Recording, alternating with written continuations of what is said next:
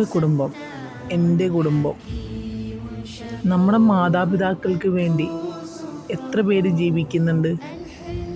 എല്ലാവരും പറയും എൻ്റെ മക്കൾക്ക് എന്തെങ്കിലും ആഗ്രഹം ഉണ്ടെങ്കിൽ നമ്മളെ കൊണ്ടാവുകയാണെങ്കിൽ അത് ചെയ്തു കൊടുക്കണമെന്ന്.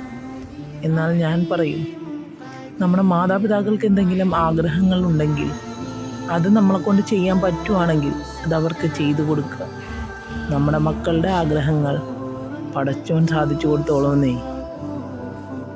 അവർ രോഗികളാണ്, അവർ പ്രായമായവരാണ്, അവരെ നമുക്ക് പുറത്ത് കാണിക്കാൻ പറ്റാത്തവരാണ് എന്നൊക്കെ പറയുന്നവർ ഓർക്കുക, നാളെ നമ്മളും പ്രായമാവും, ഇതേ അവസ്ഥ കടന്നു പോകും.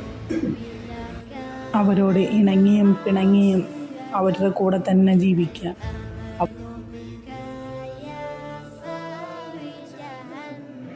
ഒരിക്കലും നമ്മൾ കാരണം അവരുടെ കണ്ണ് നനയാതിരിക്കുക, അതാണ് വേണ്ടത്.